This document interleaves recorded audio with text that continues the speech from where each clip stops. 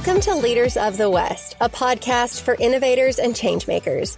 I'm your host, Jessie Jarvis, the founder of the West, and I'm sitting down with agriculturalists, entrepreneurs, executives, and everyone in between with the goal of digging into the strategies, mindsets, and lessons that have been crucial to the success of ag and Western. Whether you're carrying on the next generation of your family's operation, starting something from scratch, or determined to climb up the leadership ladder, we're going to inspire you to continue to dream big, growing not just you, but the future of agriculture and Western as a whole. Let's go.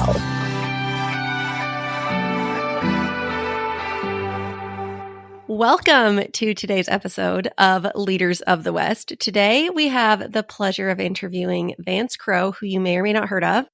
I was introduced to Vance back in January when I was part of a National Cattlemen's Beef Association's Masters of Beef Advocacy check-in program where Vance came to speak to the group on the importance of storytelling as that relates back to advocacy.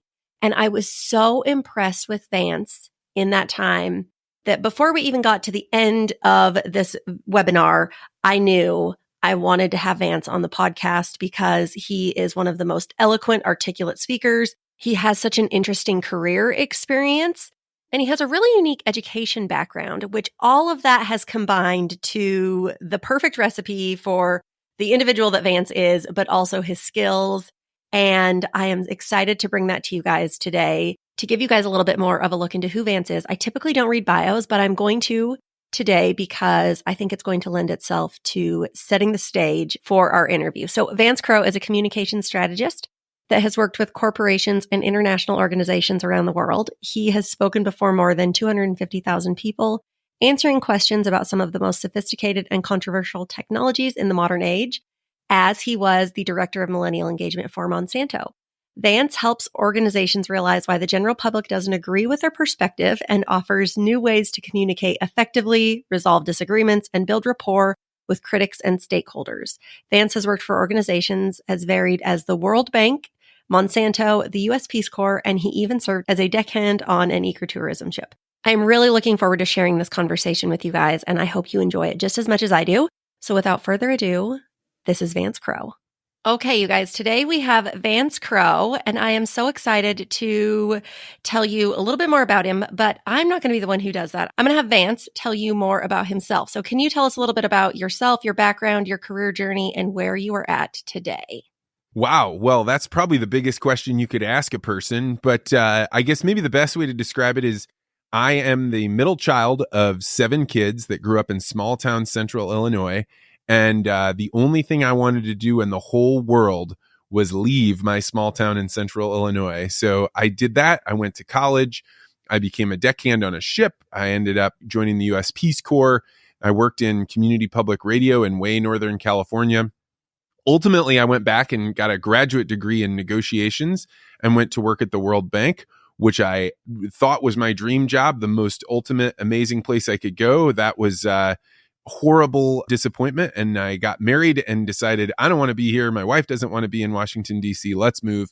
So we moved to St. Louis, where I became the Director of Millennial Engagement for Monsanto, which was a wild job with all kinds of twists and turns. And then after Bayer bought Monsanto, I left to start my own company. And that company is called Legacy Interviews, where I sit down to record the life stories of individuals and couples so that future generations have a way of knowing their family history. Okay, so today we are going to really dig into your time at Monsanto. As you mentioned, you're the Director of Millennial Engagement. You also have this master's degree in cross-cultural negotiation. So before we get to your time at Monsanto, I am curious, what led you to go back to get that graduate degree or master's degree in negotiation? What was it that you were drawn to about that? Well, so I was working in this really small radio station in way northern California. And I often describe where I was at, it's called Mendocino, as the place that people that think Berkeley is too conservative, they move to Mendocino. So this is a very like hippie commune way up on the Western shores. And I realized like this job that I had, there was no way for it to grow. And I kind of felt myself getting trapped. And I was like, I want to be back doing international work. I never set out to have this job in public radio. what am I going to do? And so I kind of had the idea that I was going to go to graduate school. And the real story about why I studied negotiations was when I went to leave, the person that was my boss actually made a really great negotiation with me. She saw that if I left early, that it would be a big problem for the radio station. And so she tried to discover, what is it that you need out of this? Do you need a plane ticket to go check out schools? Do you need time on the air to improve your odds of getting into a school? Because you could say you've had, this media experience. And through that, I noticed that everything that she was willing to give me meant that I was willing to give her a lot more of my time and energy. And so actually after that negotiation, I was like, I want to learn how to do what she did, which was get me to do the things that she wanted and me be really happy to do it. And so that's what I did. I went to study negotiations. I studied under a professor named Zhang Wang, and he taught me about this beautiful form of negotiations called interest-based negotiating, which is exactly what Belinda did. She found out what I wanted and needed, and as long as she could give me those things, then I would be willing to give her whatever she needed. Interest-based negotiation. I love that because you were negotiated, that is what got you interested in it. You thought, wow, whatever that woman just did, I want to be able to do that. And anybody can, right? Like I noticed after the fact that like, what if I could find what other people need and want, and then find out like, how does that intersect with what I'm doing? And you begin to realize basically that is all human interactions are, is me trying to get my interest met, you get your interest met. And if I'm really good at helping you figure out what you need, then that will often lead to really good outcomes for me. So I can imagine that having that knowledge was absolutely paramount when it came to your work at Monsanto. So let's talk about how that worked. Can you tell us a little bit about communication, your knowledge with negotiation, being a good listener, how that all went hand in hand as you were probably one of the more like public facing aspects of that company that we obviously know has a very misunderstood identity? So I came into Monsanto being one of those people that thought really negatively of Monsanto. In fact, I often tell the story about when I did the interview for the job.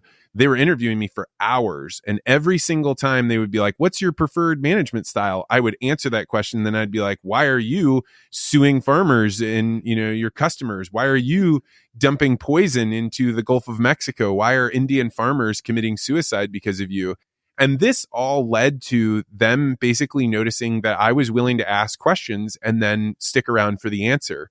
So when I ended up ultimately getting the job, really changing my mind on the whole thing, and I started going out into the broader public, I didn't come with like, these people are my team, Monsanto knows what's going on. I came to it from a place of curiosity. I was like, I have all these questions. I'm going to ask the people inside of Monsanto these questions. And then I'm going to go out into the public and I'm going to do my best to describe for the public what I'm learning. And if they have questions or they have knowledge that I don't have, then I'm going to be willing to change my point of view.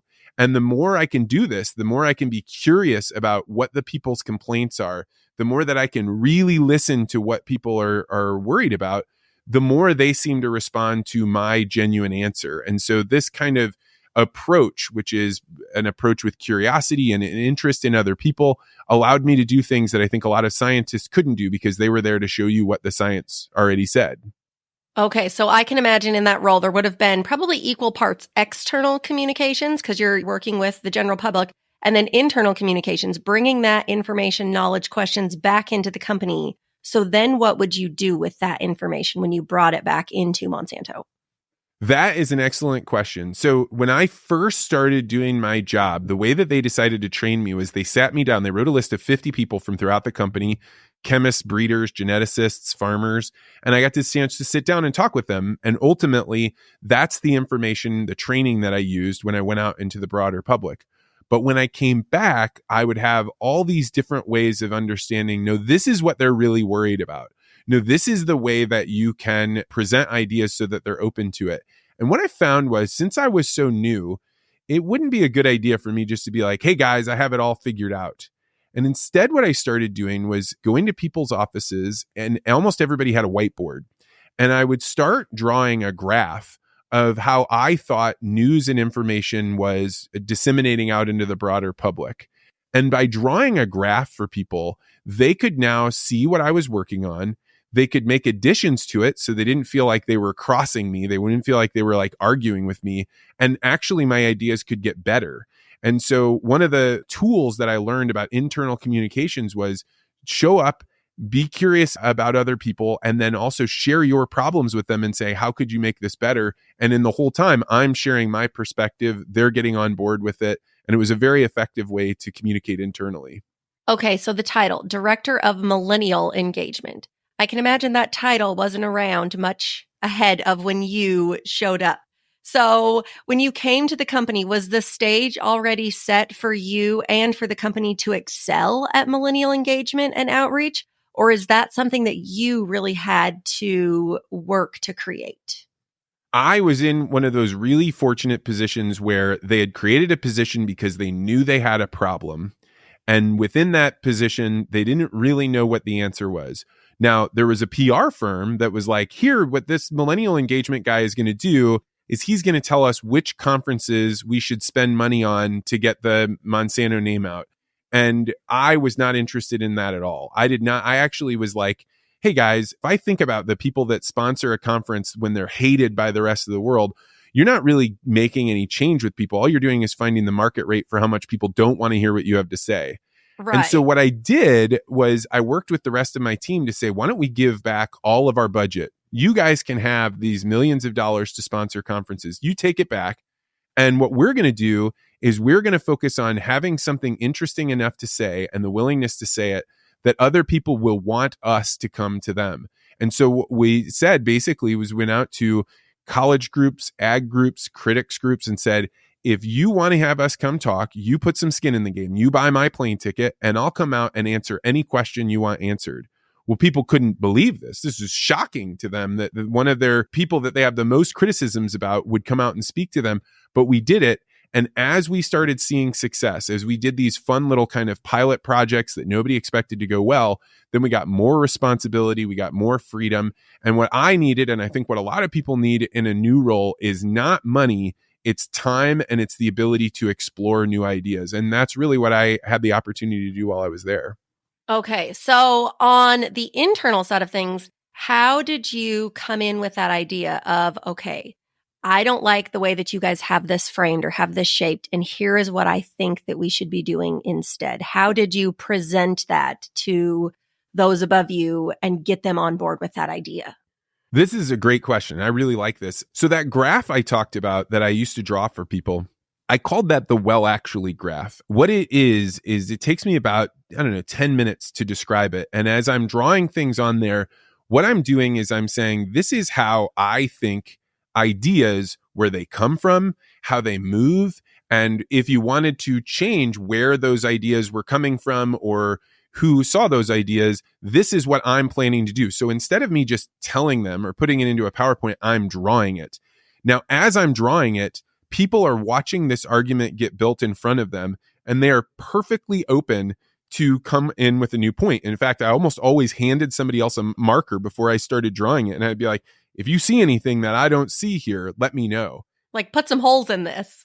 Yeah. And this makes it so much easier for people to first understand what you're doing. If you've drawn it and that drawing is clear enough, then they can draw it too, which means now you've got advocates that are like, oh, have you seen this well actually graph? Let me show you, right? And then 3, there's something magical that happens when you stop sitting across the table from somebody else and you instead stand shoulder to shoulder and you're looking at the problem together. And so I think a lot of people run into conflict at their workplaces, particularly in internal communications, because they think, I'm going to try and push this idea through. And what you really want to do is figure out, how can I get other people to be on board so that this idea spreads faster than my own efforts? Oh, amen. I am so intrigued by this because this is something that I see all across America, right? We're so tied to our belief that we're not necessarily willing to work with others to understand them. We are much more willing to push our ideas and beliefs, but we're not really willing to find that common ground, if you will. I think that one of the challenges that I see most in working with other people is really getting everybody on the same page and, rowing in that same direction. So in your experience, what are some ways that people can get others working together for the same cause versus working in their own direction? I think one of the most important things about all human communication is that it is far better to be interested than it is to be interesting. And meaning, like, if you walk into a room and you have a really, really good idea and you start trying to convince everybody that you have a really good idea, you have an uphill battle. Even if you're an excellent communicator, you're funny, you're great at presenting, because people are interested in what they are and they have their own projects and things going on. But if instead you come into that room and you listen intensely to other people, you listen to what they're saying and you don't have some kind of response, you're not trying to either cut it down or even try and make it better. You are just sitting there and focused as heavily as you can be on, I want to understand this as well as they do, and maybe even a little bit better. Then people can sense that. And then when it comes time for you to explain your ideas, when it comes time for you to bring up a point, they won't immediately dismiss it as like, here's this person talking again. Instead, they're going to be like, no, they understand me. And the way that I know they understand me is because I feel it. And so I'm going to be a lot more interested in understanding them. This is a step that I think oftentimes when we're young, I certainly did it. You think, I can just skip right over that because my ideas are so good. But humans really need to build that relationship. And the way you build it and the way you stay focused on building it is just, how can I be interested in what this person is saying, what they've done, what they know, and what I can learn from them. So I can imagine that being a good listener is going to be tip number one there. But what are some other ways that people can really understand and show that they are an engaged listener? Well, I think maybe the best thing I can do is explain the two interruptions that I think happen the most frequently. And most people fall into one of these two camps. When you're trying to listen to somebody, you are either a person that gets bogged down by internal dialogue, or you do what I call fast matching. So the internal dialogue person is usually the one that doesn't like the spotlight. They're a detail-oriented person. They like to get things right. So somebody starts talking and they're like, oh, shoot, what was their name? What were they talking about? And they're caught up in maybe some tiny detail. And instead of saying, I'll figure that out later, they get stuck on like, what am I going to ask this person? How am I going to participate? And they're thinking about their own thoughts instead of listening. That one's really common. That happens to my wife. She's like super smart, very sweet, but she gets hung up on tiny details and she can't help herself. It interrupts her ability to listen. The other one, fast matching, this is something that we're taught in Western culture, which is, hey, the way you get along with people is you demonstrate that you have commonality. And the way you demonstrate that you have commonality is if they're talking, you say, yeah, I did that too. So for example, somebody says, I dropped my parents off at the train station. They're going to the Bahamas. Instead of asking the obvious question, how do you get to the Bahamas from the train, right? That seems odd. You're instead being like, oh, they're going to the Bahamas. Where are they going, right? Because why are you asking where are they going? Because you're hoping that you get to say, oh, I went there too. And now we're having a ping pong conversation. But the reality is that when people really share things that are deep, it's not a ping pong. It's I give you that ball and you hold that for 5, 7, 10 minutes. And then you push it back to me. And then we go again. And I think that oftentimes we confuse finding common ground that we can talk about for being a good listener. And if you can identify that you are one of those two things, only then can you begin to notice, this is what's keeping me from having better conversations. I feel like I might be both of those. However, I know that I am very guilty of when somebody says something in a conversation, I then give my own personal experience as a way of like relating to them. But instead, what you're saying is I should ask more questions, because I often do wonder, like, gosh, does this person think I sound like a one-upper? Because I'm not trying to one-up or make the story about me. I'm just trying to say like, oh, I relate because XYZ also happened to me. So what you're saying is I should ask more questions instead of putting out my own personal experience. Yeah, I think that, it just depends on the context, but I would say one thing to remember is that most people go most of their lives and nobody ever listens to them at all. You can say, well, like if I go put in my order for food, yeah, they're listening, but they're listening for their own selves. Like I got to go do this job, right? But to actually listen to somebody, if they can feel like you are listening to them, then the relationship will build much faster than if you found commonality. And so when you say I should be listening to them and I should ask better questions, I would even give a slightly more specific way of doing it. What I do, because I record people telling their life stories, right? I've got to find a way to get people to open up. So what I always do is I recognize that when somebody is telling a story, they're actually reliving it in their mind. And they're not reliving it in terms of words, they're reliving it in terms of emotions and images. And so what you're trying to do as you listen to somebody tell a story is listen for what was the tiniest detail that they added into this story that they didn't need to add in, but they added it in because when they were reliving this story in their mind, they couldn't help but put that in. If you can spot those, then you can say, oh, tell me about that thing in this story. And you'll watch them be like, oh my gosh, how did you know to ask me about that? It's almost magical. But if you can master this skill, it is truly profound. Kind of like in a movie when they highlight a detail that really, is so obscure and doesn't actually make a difference. But later on in the plot, something is going to come back and tie into that specific detail.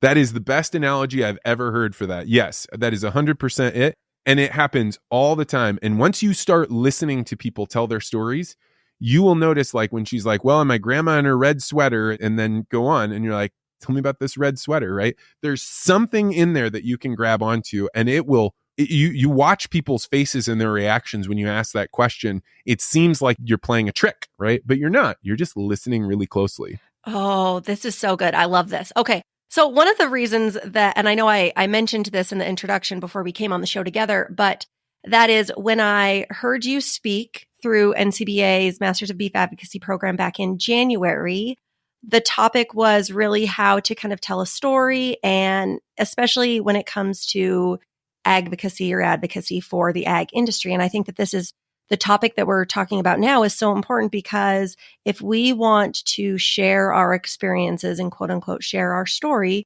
we also have to be an equal part, if not a better listener than we are as just an explainer of what it is that we're doing and why we're doing it.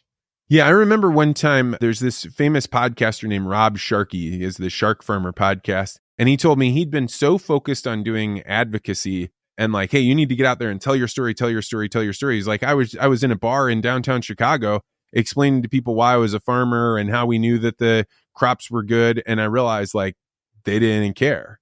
And he was like, I think that an important quality is being able to get people interested in what is your story. And the fastest way to get people interested in what is your story is to really try and understand their story.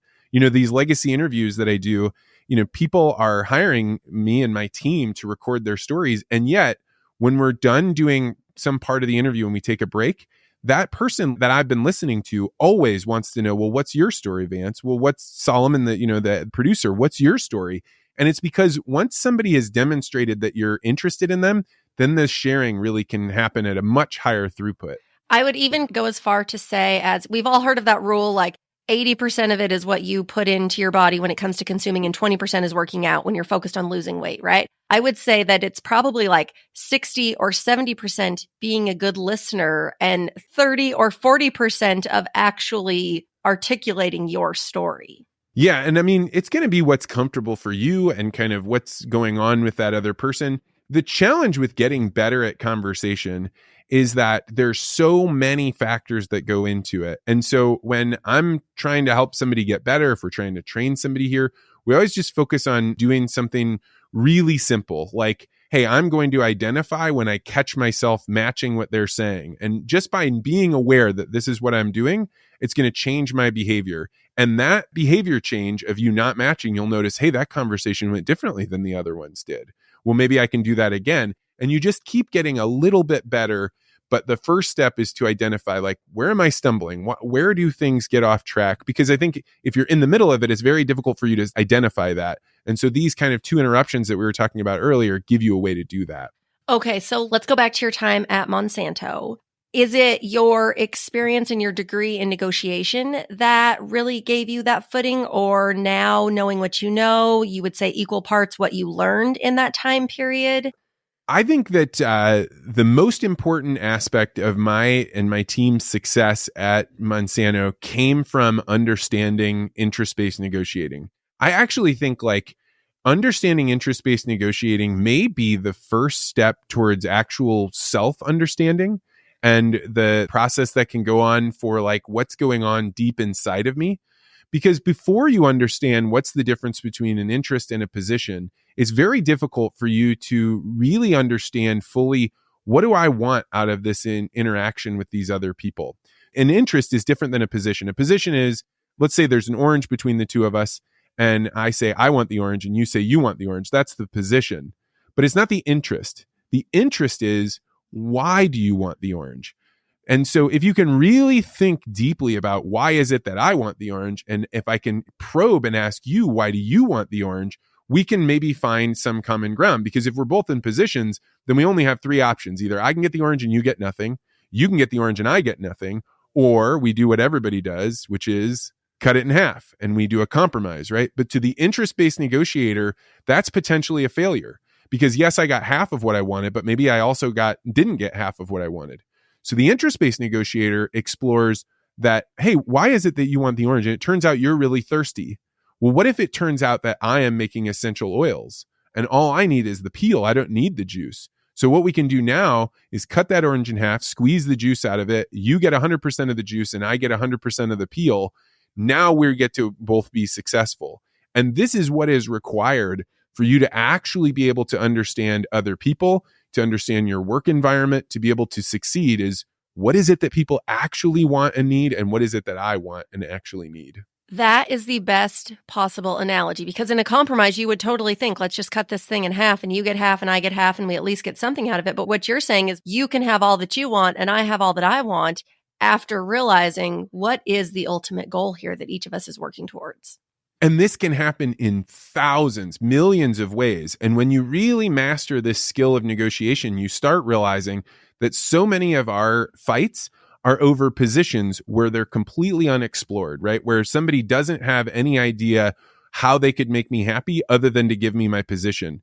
Whereas if I can explain, hey, the thing I need out of this engagement isn't money, it's to be able to grow, or it's to be able to have other opportunities, or it's the ability to do something over the long term. So the more that you know about why people want what they want, the more creative you can be. And I think that that's what makes people successful, particularly in the internal communications.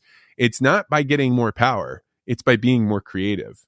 So at what point do we think interest-based negotiation can become a requirement if you are going to be a member of the Senate or the House of Representatives? Because I feel like our world could be a whole lot further ahead if we would take interest-based negotiation to heart. Well, I think in that case, you can kind of take a look at it and say, what are their interests, right? And if your first and foremost interest is in, I want to be reelected, then you start saying like, well, what opportunity do we have to make these positions? If your interest is not in solving the problem, it's in staying in office, it kind of does actually inform how do you think they are thinking about this. It makes the whole thing make more sense. Interesting. Well, I try not to talk about politics ever, but I mean, man, I just think that would be, the world would be a much better place. That is for sure. Okay. I have so enjoyed this conversation, but I do want to get to the rapid fire round because I am really, really curious about what you're going to say to these. So what is the best piece of business or personal advice that you have ever been given? That integrity is not a 90% thing or even a 99% thing. It's 100%. You either have it or you don't. And that has helped me, make decisions in life that if you want to be a person of integrity, you have to act that way. Oh, yes. You're never wrong to do the right thing. If you could give people any words of wisdom and you knew that they would take them to heart, what would it be? I think in terms of like young people are thinking about, some of these early jobs, go to a place where they can't necessarily afford your skills, but they need what you know how to do, or they're willing to let you learn. So oftentimes we think like, I want to go to the big corporation, but there you are just going to be a gear. Whereas in a smaller organization, you can develop skills, you can get all kinds of mentoring, you can build out what you're capable of, and then jumping to the large corporation is very easy. The most productive people often think I've got to go to the top, and I don't think that's the greatest place to start. That is maybe some of the best advice that anybody has ever given for that. Holy cow, that was amazing. You guys better back that up your 15 or 30 seconds and listen to that again, because that was absolute gold. If you could go to dinner with anybody dead or alive, who would you pick? Oh, man. There's all the like kind of cliched answers, or they're not even cliche. They're what people believe about different figures. There's a man named René Girard, who is a French philosopher that talks about mob mentality and why it is that we want what we want. And he calls it mimetic desire. And he's a truly fascinating person. And he was able to articulate a lot of things that I kind of intuitively believed. And I would imagine that to be a profound, probably a conversation that would make me weep. It would be so interesting. What is one quote that you lead your life by? Oh, the integrity one. That was written by my mentor, a man named Peter Scotese, who's 103 years old, and he took me in and he taught me a lot about life. And I really try and spend most of my life trying to live up to who he thought I could be. Oh, that is deep. I love that. Okay, last one. Let's talk about your favorite things. Do you have a favorite book, podcast, program, maybe some kind of life hack that you think more people need to know about? Something that's changed your life in some way? What a fun question. For somebody, they said an Uncrustable maker for their kids so that they didn't have to like hand cut the crust off of the PB&J, but they also didn't have to buy an Uncrustable. Yeah, man, I'm going to kick myself because there's all these like creative things that you're so proud of that you figured out and then they become a part of your life. Gosh, this is a tough one. I will say that the book Getting to Yes is an interest-based negotiations book. And that book so radically changed my life that it's going to be better than any of the Uncrustable things that I've ever done. Getting to Yes. Okay. I'll make sure for those of you listening that is added to the show notes so that you can go find Getting to Yes if you're interested. Vance, thank you so much for being here today. I am beyond thrilled about our conversation. I know that your wisdom and your knowledge is going to really be inspiring to people. So thank you very much. And for those of you who want to follow along with Vance, where can people follow you? So you can find me on X, just at Vance Crowe. And we just recently launched our new website for legacy interviews. And one thing that we've done there that I'm really proud of is both the creative director for legacy interviews and myself have started writing like, how could you do your own legacy interviews? How could you record your parents talking or your grandparents? What would you need to do? What do you need to overcome? And some of those lessons in there are really neat. So legacyinterviews.com/blog is a pretty fun place to see what we're writing about these days. Oh, I bet that is so interesting, especially for those of our listeners who are involved in their family farming or ranching or business operations of some kind, just to kind of pull out more stories and information and knowledge there. Well, Vance, thank you so much for hanging out with us today. I am so thankful that you took the time to do so and that we were able to share your wisdom with our listeners. For those of you who are listening, please do us a favor. Go leave us a 5-star review or a rating if you so choose, and then we will see you back here next week. If you loved this episode, do us a favor and share it with someone else who might find just as much value in it as you did. We're on a mission to continue to grow and strengthen the future of agriculture and Western industries, and you spreading the word helps us make more of a positive impact. It also makes a big difference when you take a minute to go rate and review the show. We can't thank you enough for listening, for sharing, and for loving Ag and Western as much as we do. We'll see you back here for our next episode.